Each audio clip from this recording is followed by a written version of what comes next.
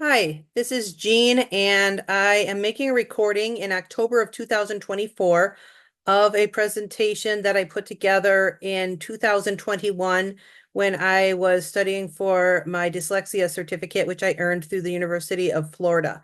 I was tasked with putting together an all-day professional development about syntax and semantics for teachers. If you can imagine going to an all-day presentation about syntax and semantics. I'm going to read through the slides here. I do have the slides linked. If you go to the description of this video in YouTube, you can click on the Google Slides and click on all of the links to the various web resources and videos that are provided here. It's called Making Syntax and Semantics Joyful for Students with Dyslexia, but this applies to other students as well. And it's about the structured literacy instruction in syntax and semantics for tiers 1 to 3 for you and your students in the grade level classroom and in title and special ed. The why is to help students improve their reading and writing skills by developing more automaticity with syntax and semantics. Moats, a lot of these quotes are from Speech to Print by Louisa Moats. Proficiency with academic language, including syntax, correlates with reading comprehension, and writing makes demands on students' knowledge of syntax. And how? That's what I'm about to tell you. Structured literacy. There was an LOL there. Explicit instruction as drill and thrill is from Anita Archer. Make skills automatic for students with dyslexia to free up space for comprehension. Moats says the more a developing reader struggles with language, the more important it will be to instruct the student both in words, syntax, and in the ways they are arranged to convey meanings, semantics. There's a great short video here from Anita Archer called Why Explicit Instruction. We're all familiar at this point with Scarborough's reading rope and looking at the language comprehension portion of the rope, syntax and semantics, the language structures. Why does this work? Here's a research article. Harry Potter and, somebody added that part, Harry Potter and the influence of climatic legacies on the distribution of dryland biocrust communities. Humans have unconscious knowledge of syntax, including rules and patterns for generating word sequences. Syntax and meaning can be independent. Those are from quote. Those quotes are from Moats. Allowed syntactically, but not semantically. Purple fears typically roam motionless around the splendor. All of the parts of speech are in the right place there, but it doesn't make sense. So the syntax is correct, but the semantics is wrong. This is allowed semantically, but not syntactically. Not hike, seen wolves. It makes sense. You understand the semantics of it, but it's not a complete sentence. So do this, not that. Don't ask what a word is, ask what a word does. From William Van Cleve. That was a quote from him. A word does not have a part of speech until it is in a sentence. Again, a word does not have a part of speech until it is in a sentence. So you look into the sentence and where it is located, what its purpose is, before you can know whether it is a noun, verb, adjective, etc. All right, with sentences, expert tip, work on and play with analyzing structure at the sentence level. Before we have kids writing and writing and writing, let's make sure that they can write strong sentences. I have a lot of Shirley jingles in here. So Shirley English is a program that's been around for a number of years. I have used it in public school and in my home with my own kids, and I have a lot of the jingles in this presentation, but some of the jingles may be different now. I have the ones from when I was teaching it years ago, and those are the ones that I've stuck with. But anyway, it gives you the gist of how you can use what these things are and how you could use like a rhyme type of thing to help the kids with it. So here's the sentence jingle. Oh, no, this isn't the jingle yet. So a sentence, this is actually Moats. A sentence is generally defined as an underlying syntactic scaffolding with two required slots that tell a simple story. Something or someone is, was, does, did something to something or someone else. The doer or topic, the thing, idea, or person that the sentence is about is its subject, noun phrase, NP. The action or being slot of the sentence is its predicate, verb phrase, VP. The done to is the thing or person receiving the action when the verb has an object, direct object, DO. Here's the sentence jingle. from Shirley English. A sentence is complete when 5 simple rules. It meets. It has a subject, and a verb. It makes sense with every word. Add a capital letter, and an end mark. Now we're finished, and aren't we smart? Now our sentence has all its parts. Remember? Subject. I'm trying to clap, but I don't think you can hear me tapping here because I have my headphones on. So subject, clap, verb, clap, complete sentence, clap, capital letter and an end mark too. That's what a sentence is all about, but we would do the clapping instead of say clap. Types of sentences: declarative, your statement; telling sentence, the door should be closed; exclamatory, excitement, emotion, the door should be closed; interrogative, question, will you please close the door; imperative, command, close the door or close the door; the subject is an understood, invisible, unspoken you.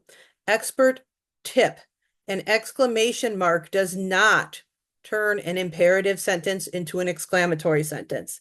If it has that understood you as the subject, it is still, and you're making a command, you're still using an imperative sentence, even if it has an exclamation point at the end. It does not turn it into an exclamatory sentence. Every sentence must have a noun phrase. Tells who or what. It can include a pronoun, present or understood, in place of the noun. Here's the Shirley noun jingle. This little noun floating around names a person, place, or thing with a knick-knack, paddywhack. These are English rules. Isn't language fun and cool?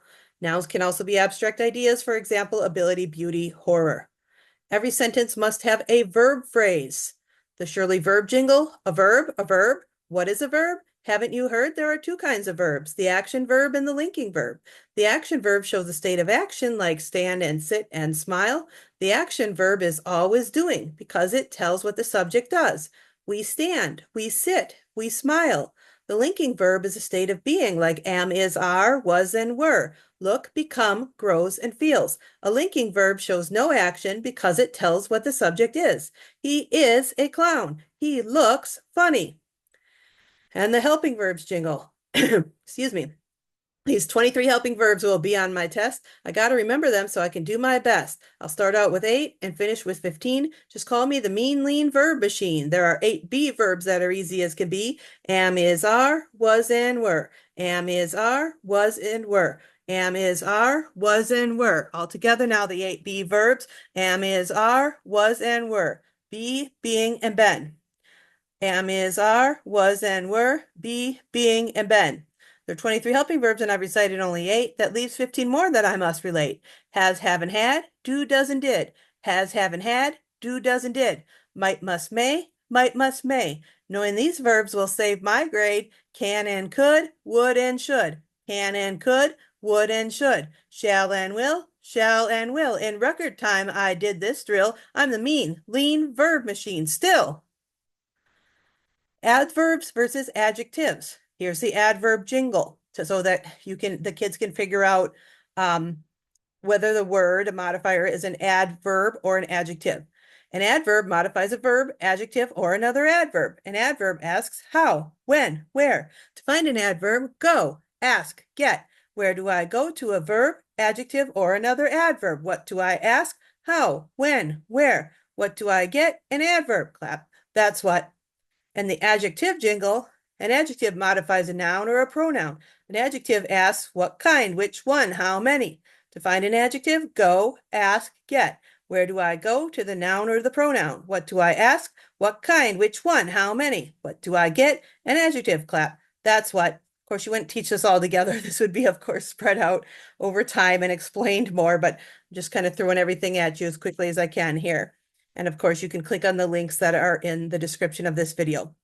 All right, there's a link there, 10 types of determiners in English with examples and definitions. Here is the Shirley article adjective jingle, and if you want to say it, you can say it in a teeny tiny voice.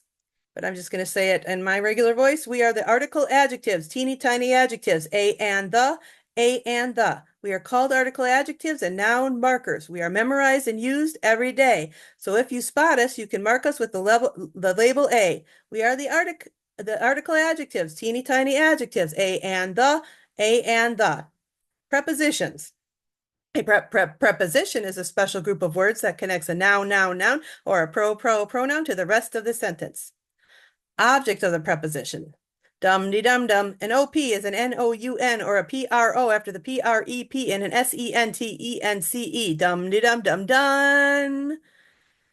And prepositions. And believe it or not, my sixth graders back in Las Vegas used to have these memorized.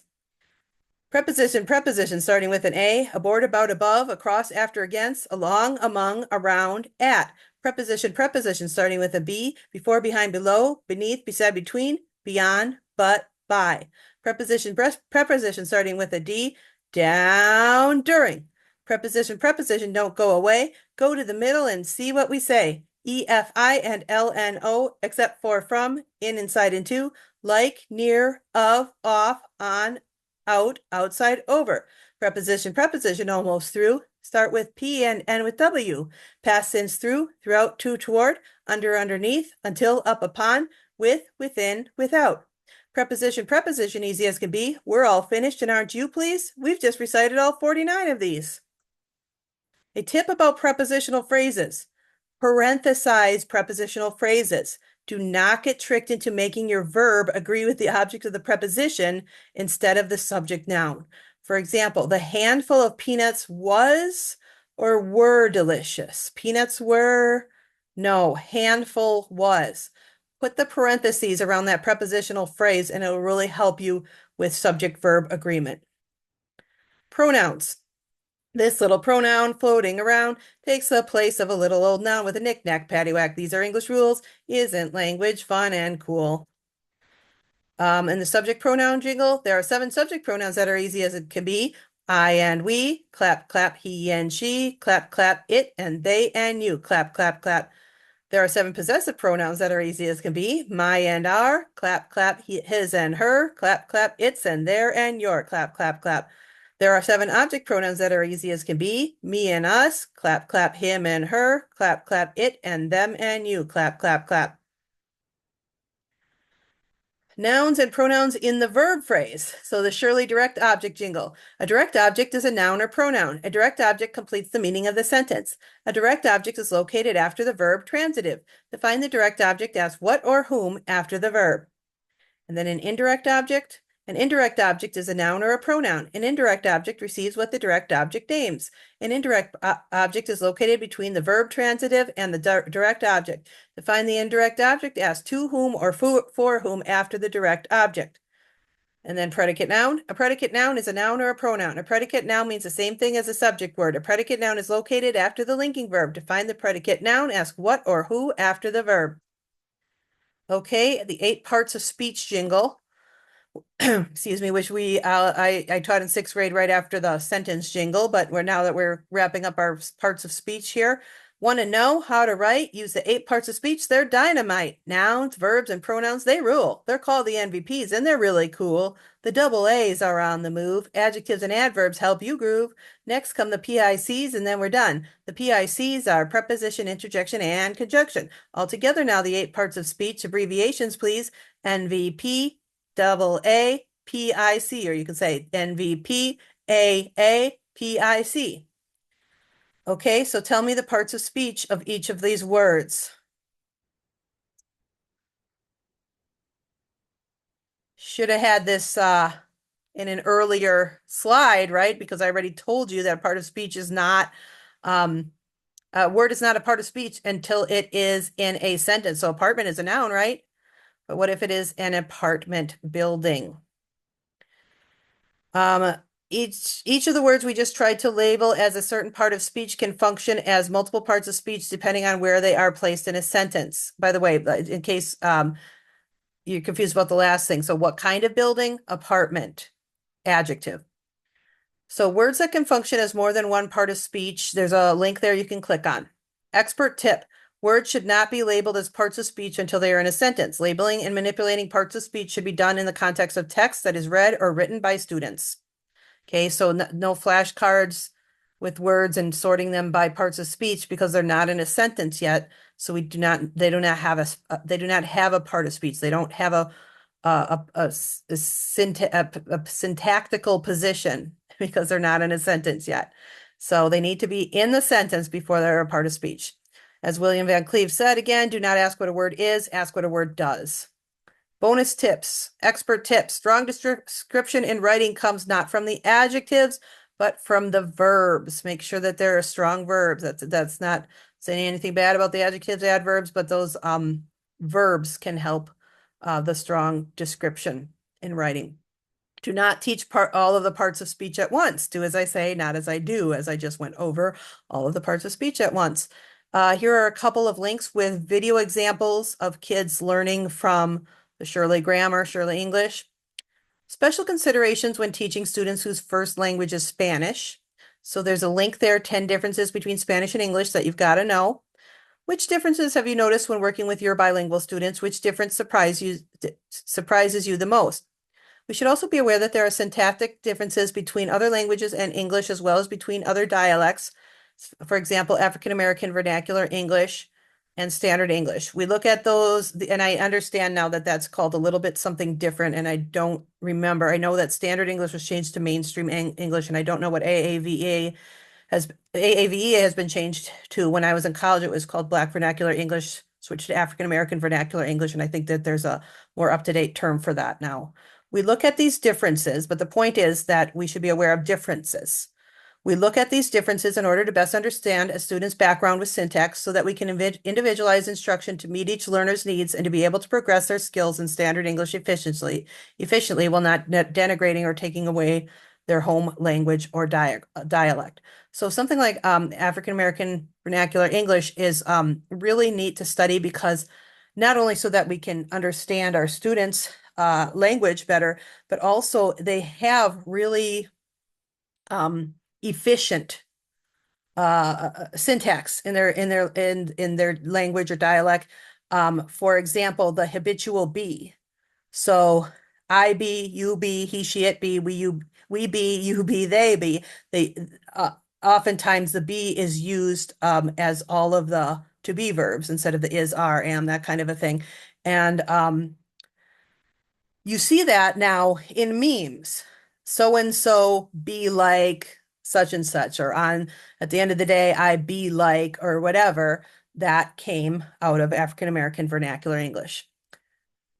Phrases, clauses, and sentences. The main difference between a clause and a phrase is that a clause has a subject and a predicate, and a phrase does not. That's from Moats. Independent clauses can stand alone. For example, we picked up a pizza for supper. Dependent clauses are fragments on their own. They must be attached to, subordinated to an independent clause to make sense, says Moats. Example, because we were hungry and there wasn't time to prepare a meal. It has more words than we picked up a pizza for supper, but it is not an independent clause. It's not a complete sentence. Notice that independent versus dependent clauses cannot be determined by length. This is a common error students make, thinking a shorter group of words is a fragment and a longer group of words is a complete sentence. Simple, compound, and complex sentences. A simple sentence is a single independent clause. A compound sentence, however, is one in which two or more independent clauses have been joined by a coordinating conjunction. A complex sentence is one in which one or more dependent clauses are attached to or embedded in an independent clause. From Moats, that was. Only 7 coordinating conjunctions, the fanboys, or, and, nor, but, or, yet, so. And then there is a link here, 7 categories of subordinating conjunctions. Expert tip, it is correct syntax to start a sentence with a subordinating conjunction, such as because, a dependent clause, as long as an independent clause follows it. For example, because I want to use correct syntax, comma, I am including this independent clause after my dependent clause. So you can start a sentence with because after all, but you just have to know how to do it, that you need to have an independent clause following that dependent clause. All right, syntax trees. These are very fun. Click on this link and find out more about syntax trees. Let's give our dyslexic students and all students sentence sense. The sentence sense we would like to cultivate in students should enable them to control or choose how they express ideas in writing and should improve their ability to understand complex or unusual syntax when they read. In addition, awareness of syntax improves spelling and enables students to rely on themselves as they are proofreading or editing. These are all Moats quotes on here. Syntactic awareness for both reading and writing can be developed with various sentence manipulation exercises, and a big dose of frequent practice with sentence generation and manipulation should lead to better writing. So that is the information that I have put together about syntax when working with students.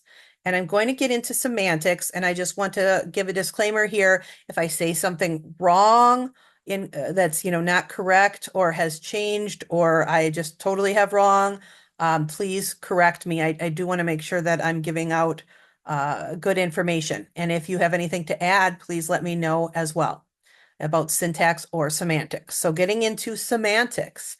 So I know when I was growing up, people would say it's just semantics. Well, yeah, it's just the meaning of the whole thing. Moat says the nature of meaning can be considered at the word level, lexical semantics, at the phrase and sentence level, sentential semantics, and by looking at the supports for meaning making residing within a social context, pragmatics. She also says language comprehension places an upper limit on overall reading achievement even before word recognition skills have been remediated in poor readers. In other words, we cannot expect students to comprehend written text any better than they comprehend spoken language. For efficient reading, we need both. Simple view of reading, decoding times language comprehension equals reading comprehension. Implications of this: build background knowledge, create semantic maps, teach shades of meaning, semantic gradients, teach figurative language, especially idioms, similes, and metaphors. As with syntax, use text that students are reading or writing to teach these skills. Moat says, for vocabulary instruction, choose words that are important to the theme or topic of a passage. No, she says, I'm sorry. She says, sorry, I have an extra word in there. Words that are important to the theme or topic of a passage are the most appropriate to study. Choose words for direct teaching that are central, not peripheral in a text.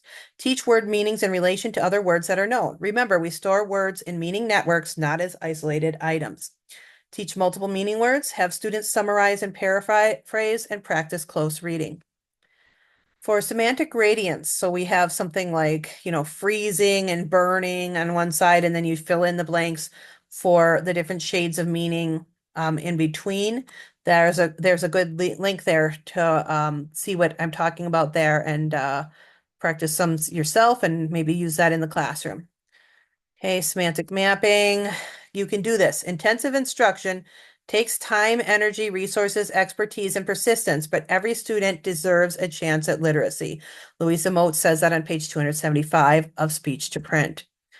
Okay, so that is my entire presentation. I do have a bibliography in the other document that I'll be posting in the description of this video. And that document is like laid out, like if I was doing this all day, what activities we would do at which times. And there's also a bibliography there. So again, please share any pertinent information with me.